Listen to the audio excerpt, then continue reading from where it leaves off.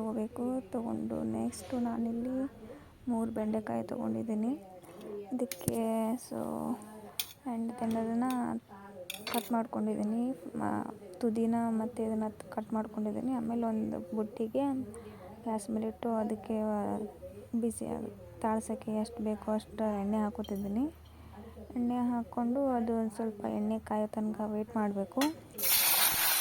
ಮತ್ತು ಕಟ್ ಮಾಡ್ಕೊಂಡಿರೋ ಬೆಂಡೆಕಾಯಿನ ಹಾಕಿ ಸ್ವಲ್ಪ ಹೊತ್ತು ಫ್ರೈ ಮಾಡ್ಕೋಬೇಕು. ಅಂದರೆ ಅದು ಲವಳಿ ಇರುತ್ತಲ್ಲ ಅದೆಲ್ಲ ಹೋಗಬೇಕು. ಇದೆಲ್ಲ ಹೋಗೋ ತನಕ ಒಂದು 5 to 10 minutes ಫ್ರೈ ಮಾಡ್ಕೋಬೇಕು. ತುಂಬ ಫ್ರೈ ಮಾಡ್ಕೊಂಡ್ರೆ ಹೊತ್ತೋಗುತ್ತೆ. ಸ್ವಲ್ಪ ಫ್ರೈ ಮಾಡ್ಕೋಬೇಕು. ಅದು ಫ್ರೈ ಆಗಿದೆ ಅಂತಲೇ ನೋಡ್ಕೊಂಡು